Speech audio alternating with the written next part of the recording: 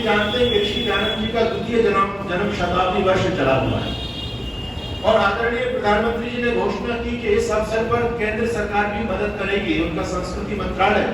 और अभी तो आदरणीय प्रधानमंत्री जी ने पूरी टीम बना दी है, उसमें संस्कृति मंत्रालय को लिया, उस टीम के खुद वो अध्यक्ष हैं और आर्य समाज के मुख्य प्रतिनिधि लोगों को भी उसमें शामिल किया गया है। 2 साल तक निरंतर कार्यक्रम चलेगा। अभी ऋषि दयानंद जी का जन्म शताब्दी वर्ष चल रहा है, द्वितीय जन्म शताब्दी वर्ष। उसके बाद में अभी आर्य समाज को 150 साल भी होने वाले हैं। तो ये कार्यक्रम पूरे देश और दुनिया में चलेंगे, जगह जगह कार्यक्रम किए जाएंगे। इसको लेकर के सार्वजनिक सभा ने भी एक बहुत बड़ी मीटिंग भी आयोजित की और उन्होंने कहा कि हम किस प्रकार से ऋषि दयानंद के संदेश को जन सामान्य तक पहुंचा सके, इस पर चिंतन किया जाए। और ये बहुत ज्यादा जरूरी है। इतना समय हो गया और इतने समय में अब तक लोग आर्य समाज से बड़े विमुख बैठे हुए हैं। आर्य समाज से लोग डरते हैं, आर्य समाज को अछूत समझते हैं। बोले जी आर्य समाज ही है, तो आर्य समाज ही है। और लोगों के पास में जाकर के उनके दिमाग में ये बात बिठानी पड़ेगी हमको कि आर्य समाज कोई हवा नहीं है, आर्य समाज कोई ऐसी डरने वाली चीज नहीं। अरे आर्य समाज है तो आप हो, आर्य समाज है तो सनातन धर्म है। आर्य समाज के बदौलत आप सनातन धर्म की कल्पना बिल्कुल भी नहीं कर सकते। आप लोगों ने देखा एक मुल्ला जी का वीडियो वायरल हो रहा था, वो कह रहे थे हमको सबसे बड़ा खतरा आर्य समाज से ही है। और तो बहुत सारे संगठन देश में काम कर रहे हैं, हिंदुत्ववादी संगठन बहुत सारे अच्छा काम कर रहे हैं, लेकिन मुल्ला जी कह रहे हैं सबसे बड़ा खतरा है आर्य समाज से, क्योंकि इसके जो स्कॉलर काम कर रहे हैं, वो प्रवचन कर रहे हैं, क्योंकि सबसे बड़ी शक्ति विचारों की होती है। तलवार और बम के जो प्रहार होते हैं, हमारे माननीय मुख्यमंत्री जी महोदय आए, उनका भी हम स्वागत करते हैं। तो सबसे बड़ी ताकत विचारों की है और आजकल अपनी वैचारिक ताकत को बढ़ाने के लिए, जन जन तक पहुंचाने के लिए आप लोगों को कल्पना करके देखो कि लोग कितना ज्यादा श्रम और परिश्रम करने में लगे हुए। 7 समंदर पार से आकर के एक फादर क्रिश्चियन कहां से आया? 7 समंदर पार से आया और केवल खुद ही नहीं आया, खुद तो अपना समय दे ही रहा है, अपना जीवन दे रहा है, साथ साथ अपने पॉकेट मनी को भी खर्च कर रहे हैं। 11 में पूर्वोत्तर राज्यों में गया तो 11 लाख रुपए देकर के लोगों को कन्वर्ट किया जा रहा है। अच्छा, वो अपना समय भी दे रहे हैं, अपनी जान हथेली पे लेकर के चल रहे हैं और अपना जेब का पैसा भी खर्च कर रहे हैं। क्यों कर रहे हैं? वो आपकी विचारधारा से आपके भाइयों को अपनी विचारधारा में मिलाने का ही तो पूरा प्रोग्राम है। यानी आप ये सोचिए कि विचारधारा की लड़ाई कितनी प्रबल लड़ाई होती है। इस देश में अनेक प्रकार के जिहाद चल रहे हैं, लव जिहाद, लैंड जिहाद, फूड जिहाद, एजुकेशन जिहाद, धार्मिक जिहाद। जिहाद मतलब धार्मिक लड़ाई, मतलब ऐसा प्यारा सा नाम दिया है उसको। और हम लोग इस भ्रम में बैठे हैं कि ये जिहाद तो कुछ बड़ा अच्छा काम होता होगा, लेकिन जिहाद का मतलब है लड़ाई। अपने धर्म को स्थापित करने के लिए दूसरों के साथ में जो लड़ाई की जाती है उसको वो लोग जिहाद बोलते हैं। तो उस जिहाद के लिए वो लोग पैसा लगा रहे हैं, अपनी पूरी ताकत लगा रहे हैं, अपना पूरा जीवन लोगों ने लगाया हुआ है। मेरा कहने का मतलब ये है कि वैचारिक ताकत कितनी बड़ी होती है, आप ये सोचने का प्रयास करो। मैं एक दिन बस से मैं यात्रा कर रहा था तो दिल्ली में मेरी बस की सीट के पास में एक व्यक्ति आते हैं और उन्होंने बाइबल मुझको थमा दी, छोटी सी बाइबल। मैंने मैं इसका क्या करूंगा? बोले आप अपने साथ ले जाओ, कोई बात नहीं। मैंने कहा पढ़ते नहीं है। बोले आप जाकर के अपनी लाइब्रेरी में रख देना, आश्रम में रख देना। उस व्यक्ति की सोच को देखो। चलो मैंने उससे पूछा कि आपको कुछ इस काम को आप कर रहे हो, आपको कुछ पैसा मिलता है? कहते पैसा कुछ नहीं मिलता, हमारी सेवा है। आगे जब गए तो हमको ये रामपाल वाले मिल गए और ये भी गीता बांट रहे, जगह जगह बांट रहे, हम फोटो देखते हैं। तो वो दादाजी थे, मैंने कहा कि आप इस पुस्तक को बांट रहे, क्या आपको इसके प्रति स्वरूप कुछ प्राप्ति होती है, क्या कुछ मिलता है आपको? बोले नहीं। क्यों? कहते बाबा जी की सेवा कर रहे हैं, लेने के लिए नहीं कर रहे, सेवा कर रहे हैं। आगे गए तो इधर हमने आश्रम वालों को भी देख लिया, वो भी आसाराम जी के ट्रस्ट बांट रहे थे, पब्लिक प्लेस पर जाकर के लोगों को बांट रहे थे, हमको भी दिया। हमने उनसे भी पूछ लिया, भैया एक बात बताओ, आप जो इतनी मेहनत कर रहे हो, गर्मी में लगे हुए हो, अरे आपको क्या कुछ मिलता है? कहते कुछ नहीं मिलता, हम तो बाबा जी की सेवा में लगे हुए हैं। मुझे बड़ा आश्चर्य हुआ, देखो ये सारे अपने बाबाओं की सेवा में लगे हुए हैं और हमारे बाबा वाले कहां चले गए? इनको कुछ चिंता ही नहीं, हम अपने घर से निकलने के लिए राजी नहीं। आश्चर्य की बात है, यदि थोड़ी सी कड़वी बात हम बोलते हैं तो ये डर लगता है कि कल लोग आएंगे या नहीं है। हम पर कार्यक्रम के लिए 2 घंटे नहीं है, 2 घंटे आप बचोगे तो बचोगे कैसे? चिंतन करो। वो लोग पूरा अपना धन, तन, मन, धन सब कुछ लेकर के निकल पड़े हैं आपको समाप्त करने के लिए। और केवल समाप्त करने के लिए नहीं, कर भी दिया, पूरा एशिया आपसे खत्म कर दिया, पूरा यूरोप से आप लोग खत्म हो गए। भारत के 12-13 प्रांत ऐसे जहां पर हिंदू बिल्कुल समाप्त, Iran, Afghanistan, Nepal, Bhutan, Tibet, Sri Lanka, Myanmar, Bangladesh, Cambodia, Philippines, Malaysia, Indonesia, Thailand, Vietnam, यहां से हिंदू पूरी तरह से समाप्त। वो लोग पूरा एक योजना के तहत काम कर रहे हैं, अपना जीवन दे रहे हैं, समय दे रहे हैं, धन दे रहे हैं, हर व्यक्ति जगह निकाला है अपने धर्म को बढ़ाने के लिए। लेकिन हम लोग ऐसे अकर्मण्य हो गए हैं कि हमको 2 घंटे आर्य समाज के कार्यक्रम के लिए नहीं निकाले जाते, और 2 घंटे से यदि ज्यादा समय हो गया, आचार्य जी कह रहे हैं स्वामी जी आधा घंटे का समय क्योंकि को खतरा है, स्वामी जी ज्यादा बोले तो चल देंगे। भाई 2 घंटे के लिए कार्यक्रम के लिए लोग आते हैं, मंत्री प्रधान इनकी इतनी ज्यादा स्तुति करते हैं, बहुत बहुत धन्यवाद, अरे आपने बड़ी कृपा की, आप आए, आपका बहुत बहुत धन्यवाद। अरे क्या खास धन्यवाद है? क्या समाज के लिए हमारा कोई कर्तव्य नहीं बनता? समाज, हम जब समाज में जीते तो समाज की रक्षा का हमारा दायित्व है या नहीं? तो जब हम समाज के लिए समय नहीं दे सकते तो आपका समाज बचेगा कैसे? दूसरे लोग दिन प्रतिदिन लगे हुए हैं, देखो अपना घर परिवार छोड़ के कोई जमात लेकर के जा रहा है, कोई अनेक प्रकार के संगठन लेकर के घर घर तक पहुंचाने का काम कर रहे हैं। अभी तो आप ज्यादा दूर मत जाइए, अपने हिसाब को देख लीजिए, आपको पता नहीं चलेगा। पुरुष लोग तो जॉब करने के लिए घर से बाहर निकल जाते हैं, पीछे से ननें आती हैं, ईसाई महिलाएं आ रही है घरों के अंदर, और वो अपना बाइबल अपना साहित्य लेकर के आती है और आपको थमा करके चली जाती है। आपके हिसार के अंदर बहुत बड़े पैमाने पर लोग ईसाई बन गए। अभी मैं पानीपत गया बड़ौदा के अंदर, तो कह रहे जी 70 परिवार देखते देखते ईसाई बन गए, पता ही नहीं चला हमको। अभी मेरे पास फोन है हरिद्वार से, एक महाराज कह रहे महाराज मैं यहाँ से दूध लेकर के आता था, अरे वो तो ईसाई बन गया। मैं कहा बराबर क्या कर रहे हो, वो ईसाई बन गए। ये लोग बनते रहेंगे, हम केवल हाथ पैर धर करके देखते रहेंगे, वो बन गया, ये बन गया, अरे हम क्यों नहीं चलते घर से बात निकल करके? जब दूसरे लोग निकल करके चल रहे, बोलने कौन भी चल रहे, फादर चल रहे और आशाराम वाले चल रहे, राम रहीम वाले चल रहे, अरे आपको तो गर्व होना चाहिए, गौरव होना चाहिए। आपके पास तो ऋषियों के वो सिद्धांत है, वेदों का वो ज्ञान है। इस वेद ज्ञान को जन जन तक पहुंचाने के लिए हमारी क्या आहुति होनी चाहिए समाज के लिए? ऋषि ज्ञान जी महाराज का द्वितीय जन्म शताब्दी वर्ष चल रहा है। मैं आपसे ये निवेदन करके जाना चाहता हूँ आज कि आप लोग सब अपना अपना होमवर्क करो कि आप ऋषि को क्या समर्पित कर सकते हो। देखो ऋषि दयानंद कोई सामान्य महापुरुष नहीं है। अगर ऋषि दयानंद है तो आपकी सनातन संस्कृति है, आपका देश सुरक्षित है। आज समाज है तो सब कुछ है। आज समाज समाप्त हो गया। पंडित मदन मोहन मालवीय काम करते थे, आज समाज दौड़ता है तो हिंदू समाज चलता है, आज समाज चलता है तो हिंदू समाज बैठ जाता है, आज समाज बैठ गया तो हिंदू समाज सो जाता है, सो जाएगा, और जिस दिन आर्य समाज सो गया उस दिन हिंदू समाज मर जाएगा, समाप्त हो जाएगा। आज इस हिंदू पर जो आपत्ति आ रही है उसका एक ये भी बहुत बड़ा कारण है कि हम लोग सोने की कगार पर पहुंच गए। किसी ने कहा बड़े शौक से सुन रहा था जमाना, हम ही सो गए दास्तां कहते कहते।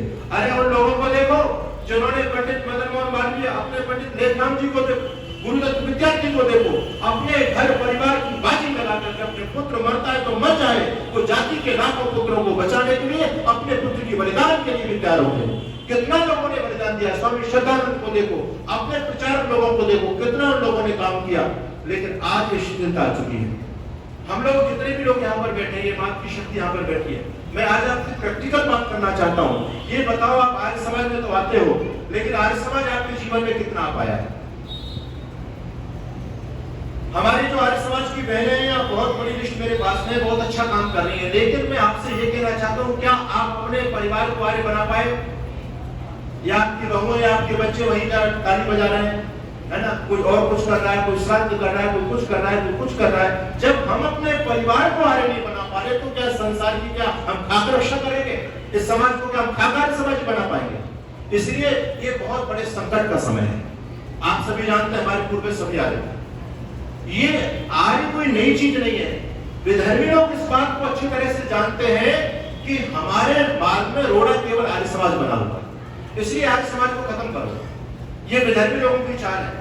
आप लोग देखते हैं इस बात को, समाज में लोग क्या कहते हैं जी, ये आर्य समाजी लोग हैं, ये किसी देवी देवता को नहीं मानते, ये राम को नहीं मानते, कृष्ण को नहीं मानते। क्या ऐसा है कि आर्य समाज किसी महापुरुष को नहीं मानता? क्यों जी, सबको मानते हैं। लेकिन फिर भी देखो क्या आश्चर्य की बात है, हमारे हिंदू जितने भाई हैं वो कहते हैं जी हम सनातनी और ये आर्य समाजी है। यानी हमको वो सनातनी मानने के लिए स्वीकार नहीं है। अपने आप को सनातनी मानते हुए कि भाई तुम कहां से सनातनी लोगे, मुझे एक बात बताओ, सनातन का मतलब क्या होता है? सनातन का मतलब सदा से नहीं होता। सनातन का मतलब पुरातन पुराना नहीं होता। ऋषि दयानंद जी महाराज से लोगों ने पूछा, स्वामी जी इस संसार में 2 प्रकार के मत हैं, एक कुछ नए मत हैं, कुछ पुराने मत हैं, आप किसको मानते हो? आप नूतन को मानते हो या पुरातन को मानते हो? ऋषि दयानंद कहते हैं ना तो मैं नूतन को मानता हूँ और ना मैं पुरातन को मानता हूँ। अच्छा, आपको ऑप्शन दिया जाए, आप किसको मानेंगे? नूतन को मानेंगे या पुरातन को मानेंगे? बोलो जी, किसको मानोगे? अरे पुरातन को मानेंगे। ऋषि कहते नहीं मैं पुरातन को नहीं मानता। लोगों ने कहा स्वामी जी आप नूतन को नहीं मानते मत मानो, लेकिन पुरातन को तो मानो। ऋषि दयानंद कहते हैं सुनो, आज जो पुरातन है कभी वो भी नूतन रहा होगा, और आज जो नूतन है कालांतर में वो पुरातन हो जाएगा। इसलिए ना मैं नूतन को मानता ना मैं पुरातन को मानता, मैं तो सनातन को मानता हूं। लोगों ने कहा सनातन क्या चीज है? हम तो अब तक ये समझते थे कि सनातन का मतलब पुराना।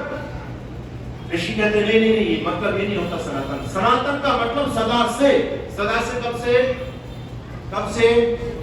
जब से सृष्टि बनी तब से नहीं, फिर सनातन नहीं रहेगा। फिर तो उसकी एक अवधि हो गई भाई। सदा से कहां से रहा? लगभग 2 अरब वर्ष मानेंगे आप। कहेंगे सबसे संसार बना तो संसार को तो 1,96,8,53,124वां वर्ष चल रहा है। क्या सनातन धर्म कब से चला है? सनातन धर्म सदा से है। सदा से। सदा से कब से? सदा से। इसका कोई यानी अनादि। परमात्मा जब से तब से सनातन धर्म है, और परमात्मा अनादि है तो सनातन धर्म अनादि है। क्योंकि परमात्मा का जो ज्ञान है वो वेद ज्ञान कहलाता है, और परमात्मा के साथ परमात्मा का ज्ञान हमेशा साथ में रहता है, और परमात्मा का जो ज्ञान है वही तो वेद कहलाता है। तो सनातन धर्म कहां से निकला है? वेद से निकला है। वेद अखिलो धर्म मूलम। वेद हमारे धर्म का मूल है। मैं आपसे निवेदन कर रहा हूं, मुझे बताओ आर्य समाज किसको मानता है? आर्य समाज की प्रत्येक परंपरा, हर मान्यता ऋषि दयानंद की अपनी मान्यता नहीं है, वो वेद की मान्यता है। तो फिर सनातनी कौन हुआ? जो वेद की बात को मान करके चले वो सनातनी है, या तो भागवत को लेकर के चले वो सनातनी है? बोलो कौन सनातनी? भाई जो हिंदू लिख रहा है वो सनातनी है, या तो आर्य लिख रहा है वो सनातनी है? कौन सनातनी है? बोलो भाई। सनातनी शब्द वेद में आप जाओगे तो वेद में क्या हिंदू शब्द आपको मिलेगा? वेद में तो आर्य मिलेगा। तो जो अपने आप को आर्य कह रहा है वो सनातनी कहलाएगा, या हिंदू कहलाने वाला सनातनी कहलाएगा? सीधी सी बात। अच्छा, जो नमस्ते करता है वो सनातनी है, या धन सतगुरु जय साईं बाबा और कुछ जो लोग बोल रहे हैं, या वो सनातनी है? वेद में जो आपका अभिवादन जो बताया गया है उसको जो अपनाएगा वही तो सनातनी कहलाएगा। तो ऋषि दयानंद की हर मान्यता, ऋषि चाहते तो अपना मत खड़ा कर सकते थे, लेकिन ऋषि का नहीं, मेरा कोई नवीन मत चलाने का प्रयोजन नहीं है, मैं तो सनातन धर्म की परंपराओं को तुम्हारे बीच में स्थापित करने के लिए आया। कालांतर में जो लोग उन परंपराओं को भूल गए, धर्म के नाम पर आडंबर, अंधविश्वास, पाखंड, रूढ़ियां छा गई हमारे सनातन धर्म के अंदर। स्वामी दयानंद जी महाराज ने एक आर्य समाज को जन्म दिया, एक आंदोलन को जन्म दिया। आर्य समाज कोई मत मजहब संप्रदाय का नाम नहीं है, आर्य समाज एक आंदोलन का नाम है।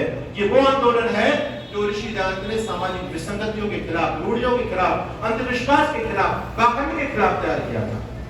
तो आज इस आंदोलन को और प्रबल करने की आवश्यकता है, क्योंकि समाज में पाखंड बहुत तेजी से बढ़ रहा है। तो हमको भी बहुत तेजी के साथ में काम करना पड़ेगा। हर आर्य व्यक्ति अपना एक संकल्प लेकर के निकले अपने घर से। भाई हम समाज को क्या दे सकते हैं? अरे आपके पास धन नहीं है, कोई बात नहीं, चिंता मत करो। तन है तो तन से कुछ समय तो दे दो। मैं देखता हूं, अभी मैं स्वर्ण मंदिर गया अमृतसर के अंदर, मैंने देखा 3 बजे के लगभग सारे हमारे सरदार भाई आ गए। वो भोजन बनाने वाले, बर्तन मांजने वाले, ये तो मैं कई परंपराओं में देखा है। एक भी उनका कोई वेतनिक कर्मचारी नहीं है। लोगों में प्रतिस्पर्धा हो रही है कि आज ना कोई सेवा हमसे पहले जाकर किनारे हम सेवा लेंगे। कितना वो लोग समाज के लिए काम कर रहे हैं, लेकिन हम मानव अपने घर से भी निकलना नहीं चाहते। रविवार के दिन भी हम देखते हैं अपने यूनिटी के लिए, एकता के लिए अपने धर्म स्थल पर नहीं जा सकते क्या? वो लोग जाकर के हर शुक्रवार को जा रहे हैं, रोज पहुंच रहे हैं मस्जिदों के अंदर। हम लोग रविवार के दिन साप्ताहिक सत्संग आपके समाज के पास में है, अरे कम से कम 1 घंटे के लिए जा सकते हो, नहीं जा सकते हो? अगर आप इतना भी नहीं कर सकते हो तो फिर आप राष्ट्र समाज की जो कल्पना करते हो मेरे देश सुरक्षित रहे, समाज सुरक्षित रहे, ये आपकी कल्पना बेईमानी है। ऐसे देश कभी सुरक्षित रहने वाला नहीं। आपको कुछ करना पड़ेगा, घर से निकलना पड़ेगा। एक योजना चल रही है समाज के खिलाफ। लोग कहते हैं जी हमारे समाज ये सनातनी। अच्छा मुझे एक बात बताओ, देखो ऐसे हमारे यहाँ मत मतांतर चल रहे हैं जो ना राम को मानते, ना कृष्ण को मानते, ना भगवती सीता, ना दुर्गा, किसी को नहीं मानते, लेकिन इनको हमारे भाई सनातनी घोषित कर रहे हैं। कबीरपंथी किसी को नहीं मानते, स्वामी नारायण वाले किसी को नहीं मानते, राधा स्वामी वाले किसी को नहीं मानते, धनधन सतगुरु वाले किसी को नहीं मानता, किसी देवी देवता को नहीं मानते, लेकिन उनको ये कहते हैं सनातनी है। और आर्य समाज सबको मानता है, आर्य समाज के लोग सनातनी नहीं मान रहे। आश्चर्य की बात है। यानी ये विधर्मी लोग जानते हैं इस बात को कि यदि हिंदू आर्य समाज के संपर्क में रहेगा तो ये बच जाएगा, हमारा निवारण नहीं बन पाएगा, इसलिए इसको आर्य समाज से दूर करो। आर्य समाज से दूर रहेगा, बच्चा है माँ की गोद में तब तक सुरक्षित है, और यदि बच्चा माँ की गोद में है और कोई जंगली जानवर भी उस पर अटैक कर दे, माँ उसके पास में है, तो माँ शेर से भी भिड़ जाएगी, अपने बच्चे पर आंच नहीं आने देगी। और यदि बच्चा अपने माँ से दूर है तो कोई भी उसका निवारण बना सकता है, बेटी उठा कर ले जाएंगे उसको। यही चाल समाज में चल रही है। इस हिंदू को समाप्त करने के लिए, आर्य समाज से दूर करने का एक कुत्सित षड्यंत्र समाज में चल रहा है। आर्य समाज के बारे में दुष्प्रचार करो, हिंदू के दिमाग में गलत बात करो। ये तो नास्तिक होते हैं, ये किसी को नहीं मानते, मत जाया करो, इस नास्तिकों के सत्संग में जाने का क्या लाभ है। तो ऐसे हमारे भाइयों को हमारे खिलाफ ही तैयार किया जा रहा है। तो आपको लोगों को जाकर के बताना पड़ेगा कि आप आर्य समाज को आज तक जो समझे, आर्य समाज ऐसा नहीं है। आर्य समाज राम को मानता है, आर्य समाज कृष्ण को मानता है। अरे जब जब आपके मंदिरों पर, हमको तो मंदिर भंजक माना जाता है, बोले जी तो खंडन करते हैं। अरे भैया, आर्य समाज ने किसी मूर्ति का आज तक खंडन नहीं किया।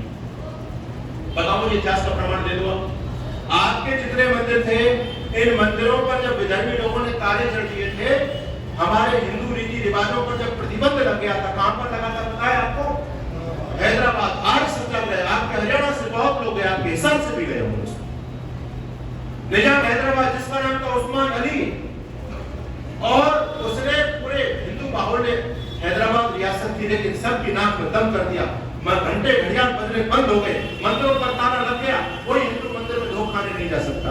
आप जानते हो, तब उनकी रक्षा के लिए सबसे पहले कोई संगठन वहां पर पहुंचा था, तो कौन पहुंचा था? आर्य समाज पहुंचा। पूरे देश से 12,000 लोग गए थे, कोई छोटी मोटी संख्या नहीं, 12,000। उस्मान अली ने सपने में नहीं सोचा होगा कि यहाँ पर भी मेरे खिलाफ, मेरे को चुनौती देने के लिए कोई आ सकता है, कभी उसने नहीं सोचा होगा। लेकिन आर्य समाज के दीवानों ने जाकर के उसकी ईंट से ईंट बजा दी। निजाम हैदराबाद ने आर्य समाज के सन्यासियों को बुलाया, बोले क्यों मरने चले आए हो यहाँ पर? अरे तुम्हारा मतलब क्या यहाँ आने का? मैंने मंदिरों पर ताले तो लगाए।